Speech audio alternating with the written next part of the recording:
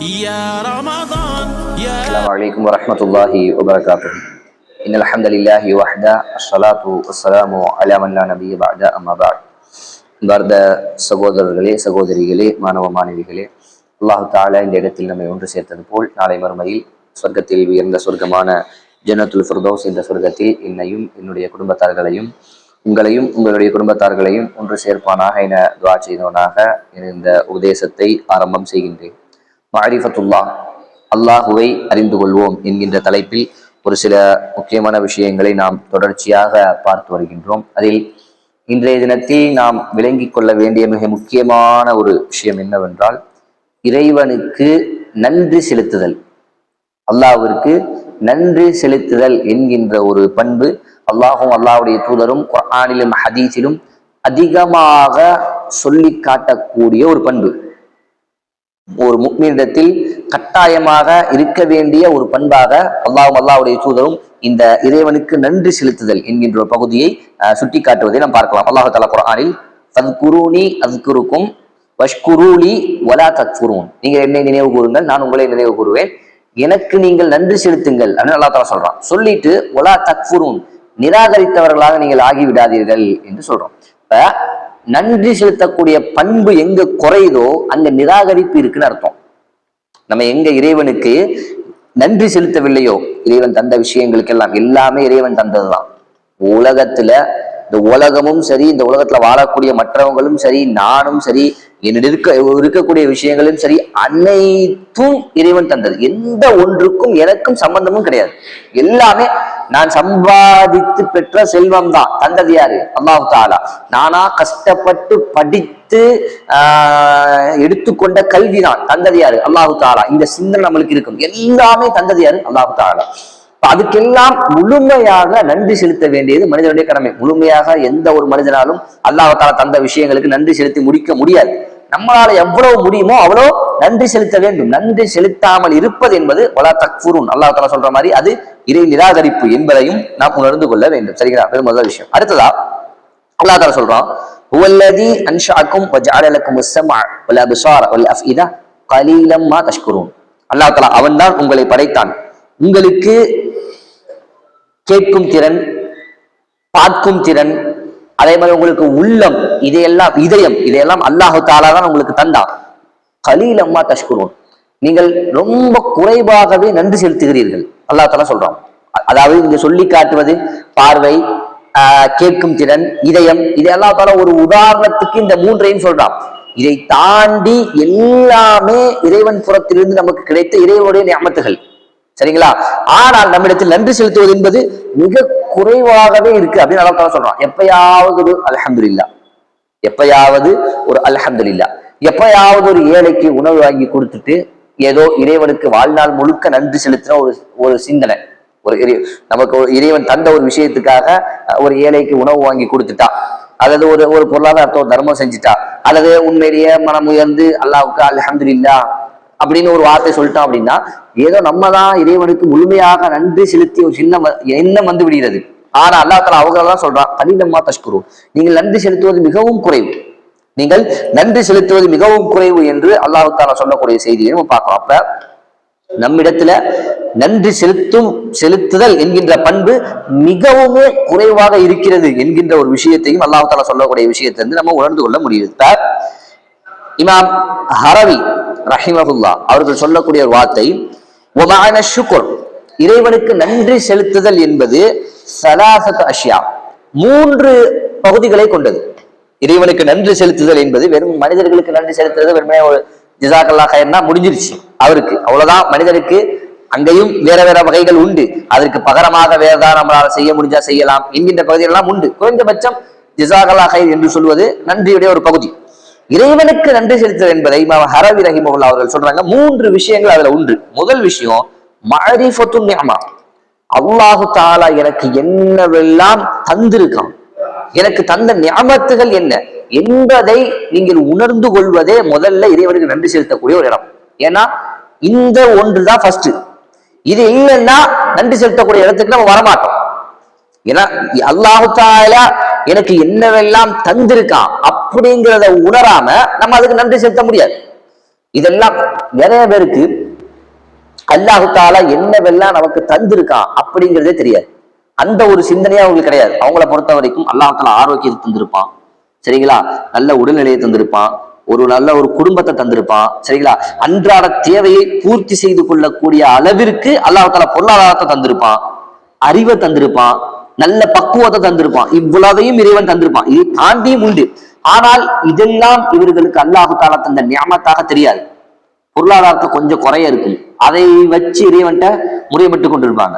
அல்லாஹ் தாலா எனக்கு தரணும், இன்னும் கொஞ்சம் அல்லாஹ் தாலா நிறைய தரணும், எனக்கு தந்தது பத்தல, எனக்கு இருக்கிறது பத்தல என்று. ஏன்னா இவங்க எதெல்லாம் நியமத் அல்லாஹு தாலா எனக்கு எதையெல்லாம் தந்திருக்க அப்படிங்கிற விஷயத்தையும் இன்னும் உணரல. அந்த ஒரு இடத்தையே அல்லாஹு தாலா எனக்கு என்னவெல்லாம் எங்கெல்லாம் தந்திருக்கா என்பதை உணரலாம். அதனால அல்லாஹ்வுடைய தூதர் தெளிவாக ரொம்ப அழகாக இந்த விஷயத்தை புரிந்து கொள்வதற்காக அல்லாஹ்வுடைய தூதர் சொன்ன செய்தி, உங்களுக்கு கீழுள்ள மக்களை நீங்கள் பாருங்கள், உங்களுக்கு மேலுள்ள மக்களை நீங்கள் பார்க்க வேண்டாம். மேலுள்ள மக்கள் நீங்க பார்க்க பார்க்க உங்களுக்கு அல்லாஹ் தாலா என்னெல்லாம் தந்திருக்கான் அப்படிங்கறத அது மறக்கடிக்கும். நீ மறந்துடுவீங்க. அல்லாஹ் தாலா அதை யோசிக்கிறதுக்கே உங்களுக்கு முடியாது. அல்லாஹ் தாலா எனக்கு என்ன, ஏன்னா உங்களை பொறுத்த வரைக்கும் மேல இருக்கிறவரை பார்க்க பார்க்க அவருக்கு என்ன அல்லாஹ் தாலா கொடுத்துருக்கான் அப்படிங்கிறத பார்த்தா அது எனக்கு இல்லைங்கிற அந்த குறை சிந்தனை தான் வருமே தவிர எனக்கு என்னவெல்லாம் இறைவன் தந்திருக்கான் அப்படிங்கிறத கீழே உள்ளவனை பார்த்தாதான் தெரியும். கீழே உள்ளவனை பார்த்தாதான் தெரியும். பிறந்ததுல இருந்து கண்ணு தெரியாம இருப்பான், பிறந்ததுல இருந்து கண்ணு தெரியாம இருப்பாரு, பிறந்ததுல 2 காலும் இருக்காது. யோசிச்சு பாருங்க அவருடைய செயல்பாடுகளை. 5 வயசுல அவர் எப்படி இருந்திருப்பாரு, 10 வயசுல எப்படி இருப்பாரு, 20 வயசுல அவருடைய செயல்பாடுகள் என்ன? கால் கிடையாது, எந்திரிச்சு ஒரு இடத்துக்கு போக முடியுமா, ஒரு தண்ணி தேவையான போய் குடிக்க முடியுமா, பாத்ரூம் வருது, தன்னுடைய சுய தேவையை நிறைவேற்றிக்க நினைக்கிறாரு, தானா முடியுமா? ஒரு ஆளுடைய உதவி அவருக்கு தேவை. அல்லாஹு தாலா இதை உங்களுக்கு தரலையா? அல்லாஹு தாலா இதை உங்களுக்கு வாழ்க்கை முழுவதும் தரலையா? இதை உணர்றதுக்கு தானே இதுவே பெரும் சுக்குர். அல்லாஹு தாலா எனக்கு என்னெல்லாம் தந்திருக்கான், அல்லாஹு தாலா எனக்கு என்னவெல்லாம் தந்திருக்கான் அப்படிங்கிறத உணர்ற இடம் இருக்குதானே, இதுவே இறைவனுக்கு செய்யக்கூடிய பெரிய சுக்குர். அதனாலதான் அவங்க முதல்ல நீங்கள் அல்லாஹு தாலா இதை ஒரு முஃமின் சிந்திக்க ஆரம்பித்தால், அல்லாஹு தாலா எனக்கு என்னவெல்லாம் தந்திருக்கான், அல்லாஹு தாலா எனக்கு என்னவெல்லாம் தந்திருக்கான், இது அல்லாஹு தாலா. அது எப்ப தெரியுமா நடக்கும்? அல்லாஹ்வுடைய தூதர் இந்த ஹதீஸை நம்ம எடுத்துக்கொள்ளும் போது கீழே உள்ள பாருங்க, உங்களுக்கு கீழே இருக்கக்கூடிய மக்களை பாருங்க, கல்வியில கீழே இருக்கக்கூடிய மக்களை பாருங்க, பொருளாதாரத்துல கீழே இருக்கக்கூடிய மக்களை பாருங்க, உடல் ஆரோக்கியத்துல கீழே இருக்கக்கூடிய மக்களை பாருங்க. அவங்கள பார்க்கும்போது தெரியும் அல்லாஹ் தஆலா உங்களுக்கு என்னவெல்லாம் தந்திருக்கா அப்படின்னு. ஒரு நாளைக்கு ஒரு வேளை சாப்பிட்டுட்டு 2 வேளை பட்னி கிடக்கக்கூடிய மக்களை நீங்க பார்த்தீங்கன்னா தெரியும் நீங்க சாப்பிடுற சாப்பாடு அல்லாஹ் தஆலா எவ்வளவு பெருசா உங்களுக்கு தந்திருக்கா அப்படின்னு தெரியும். இன்னைக்கு கறி இல்லையே, இன்னைக்கு மீன் இல்லையே, இன்னைக்கு கனவா இல்லையே என்ற சிந்தனை நமக்கு வரும்போது சாப்பாடு இல்லாம ஒருத்தர் இருப்பான்ல, அவன் நீங்க யோசிச்சுப்பாரு. அவனுக்கு அல்லாஹ் தஆலா சாப்பாடு கொடுக்காம இருப்பதற்கு உங்களுக்கு அல்லாஹ் தஆலா சாப்பாடு தந்திருக்காரு. அதுக்கு நம்ம என்ன செஞ்சோம்? அவன் என்ன பாவம் செஞ்சான்? இல்ல. இன்னைக்கு நம்மளுக்கு இது, அவனுக்கு அது. இது இறைவன் வச்சது. இதுக்கு நன்றி செலுத்தணுமா இல்லையா? இதுக்கு தந்ததுக்கு நன்றி செலுத்தணுமா இல்லையா? இல்ல. தந்ததுக்கு எனக்கு கறி வேணும், எனக்கு மீன் வேணும் அப்படின்னு செஞ்சிருக்கிறது குஃப்ர். இது என்னது? வஷ்குரூலி வலா தக்ஃபுரூன். நன்றி செலுத்தலாம் அப்படின்னா அங்க குஃப்ர் இருக்குன்னு அர்த்தம். தந்ததுக்கு, தந்த உணவுக்கு என்னுடைய உள்ளத்துல இன்னைக்கும் அல்லாஹ் தஆலா இததான் வச்சிருக்கா, இன்னைக்கு இதுதான் கிடைச்சிருக்கா, சாப்பிடறதுக்கு வேற இல்லையா, இப்படி வருவது என்பது நிராகரிப்புடைய சிந்தனை உள்ளத்தை வருவதற்கான எண்ணம். எது இருந்தாலும் சரி அந்த இடத்துல என்ன வரணும்? அல்லாஹ் தஆலா எனக்கு இதை தந்தது. எவ்வளவோ பேருக்கு அல்லாஹ் தஆலா சாப்பாடு இல்லாம வச்சிருக்கான். இந்த மாதிரி ஒண்ணா இது சாப்பாடுல, இது ஆரோக்கியத்துல. இதை தாண்டி நீங்கள் யோசிக்க ஆரம்பிச்சோம் அப்படின்னா உங்களுக்கு கீழே உள்ள மனிதர்களை எல்லாம் நீங்க பார்த்து அவ்வளவு விஷயங்களை அல்லாஹ் தஆலா எனக்கு தந்திருக்கின்றான் என்கின்ற இடத்தை நீங்கள் உணர்வீர்கள். இது எப்ப? மாரிஃபா. இந்த இப்னுல் கய்யிம் ரஹிமஹுல்லாஹ் அவங்க சொல்றாங்க, மாரிஃபா இறைவனுடைய நிஅமத்துகளை அறிந்து கொள்வது என்றால் என்னன்னா, தஹ்சீலுஹா ஸிஹ்னா, சிந்திக்க சிந்திக்க யோசிக்க யோசிக்க அந்த இடத்தை அடைந்து கொள்வது. அல்லாஹ்வுடைய நிஅமத்துகளை மாரிஃபா தெரிந்து கொள்வதா என்ன அப்படின்னா, அதை பத்தி யோசிச்சுக்கிட்டே இருக்கணும், சிந்திச்சுக்கிட்டே இருக்கணும். என்னவெல்லாம் தந்திருக்கான் அல்லாஹ் தஆலா, என்னவெல்லாம் எனக்கு இருக்கு, எதெல்லாம் என்கிட்ட இல்லாம இருந்து, முன்னாடி இல்லாம இருந்து இப்ப எதெல்லாம் இருக்கு அப்படின்னு யோசிக்க யோசிக்க அதை அடைந்து கொள்ளலாம் என்று இப்னுல் கய்யிம் ரஹிமஹுல்லாஹ் அவர்கள் சொல்லக்கூடிய அந்த வார்த்தையை பார்க்கிறோம். இப்ப இது முதல் விஷயம். இது முதல் விஷயம், இமாம் ஹரவி சொல்லக்கூடிய முதல் விஷயம். இரண்டாவது சும்ம கபூல் நிஅமா. இரண்டாவது அல்லாஹ் தஆலா எனக்கு எதையெல்லாம் தந்திருக்கான் அப்படிங்கிறத அதை முழுமையாக அங்கீகரித்துக் கொள்வது.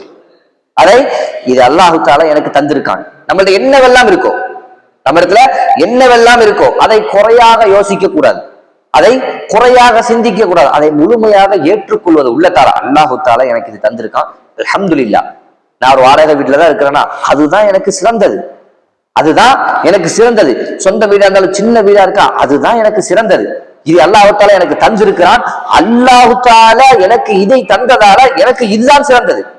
நான் இதை விட பெருசா எதிர்பார்க்கலாம், நான் இதை விட சிறந்ததாக அல்லாஹ்விடத்துல கேட்கலாம். ஆனா அல்லாஹ் தஆலா எனக்கு இதை தந்திருக்கானா அதை ஏற்றுக்கொள்ளணும். அதுதான் எனக்கு நல்லது.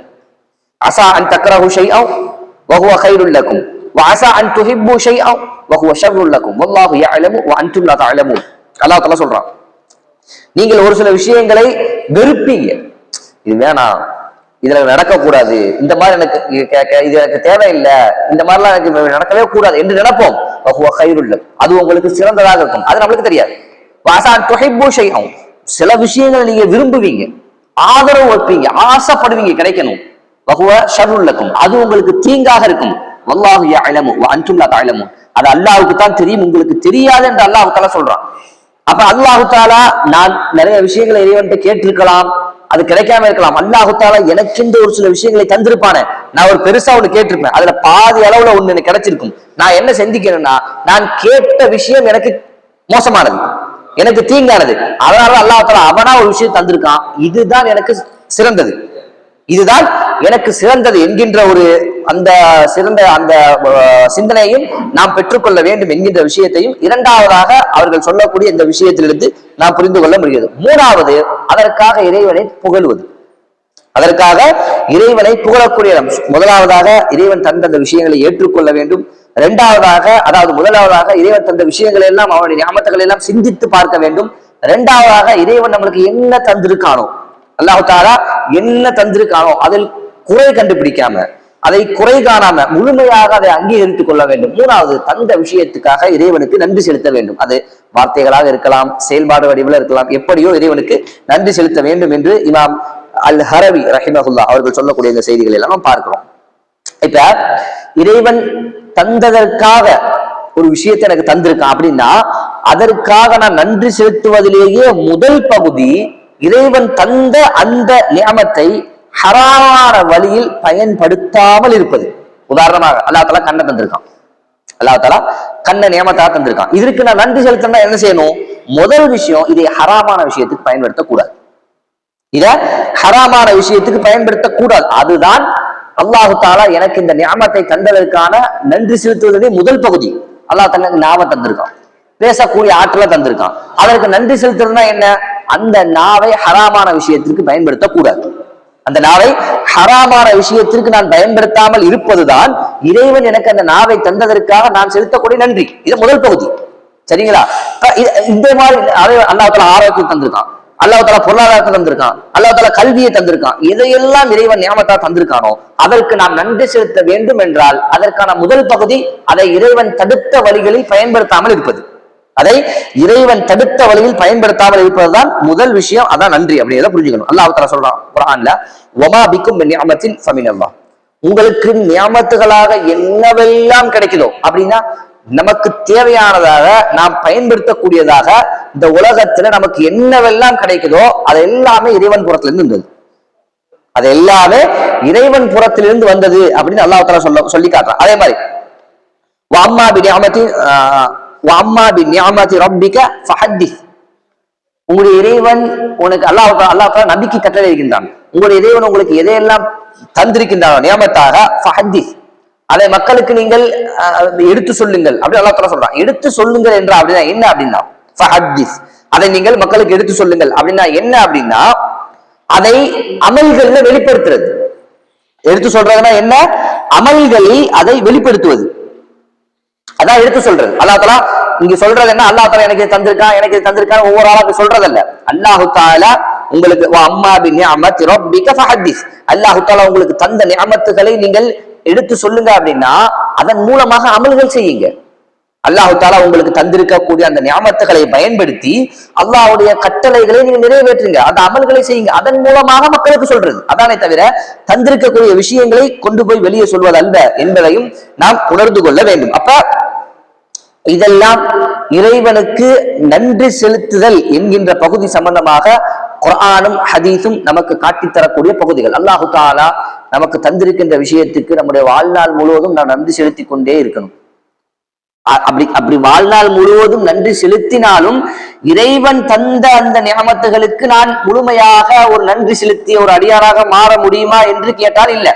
அந்த ஒரு இடத்தை யாராலும் அடைந்து கொள்ள முடியாது. நம்ம ஒட்டுமொத்த வாழ்க்கையையும் இறைவனுக்காகவே என்று வாழ்ந்தாலும் அல்லாஹ் தஆலா தந்திருக்கக்கூடிய இந்த கண்ணுக்கு நம் நியமத்துகளுக்கு நன்றி செலுத்தவர்களாக ஆக முடியாது. அப்ப ஒரு முஃமின் அந்த ஒரு இடத்தை அடையவே முடியாது. நம்முடைய எண்ணம், நம்முடைய முயற்சி இறைவனுக்கு என்னால் இயன்ற அளவிற்கு நன்றி செலுத்தக்கூடிய ஒரு அடியானாக வாழ்ந்து மரணிக்க வேண்டும் என்கின்ற ஒரு எண்ணம் தான் நமக்கு இருக்க வேண்டும் என்கின்ற விஷயத்தையும் நாம் புரிந்து கொள்ள முடிகிறது. கேட்ட விஷயத்தை வாழ்க்கை அமல் செய்வதற்கு அல்லாஹு தஆலா நம் அனைவருக்கும் தௌஃபீக் செய்வானாக. வாஹிரு தஅவானா அல்ஹம்துலில்லாஹி ரப்பில் ஆலமீன். அஸ்ஸலாமு அலைக்கும் வரஹ்மத்துல்லாஹி வபரகாத்துஹு.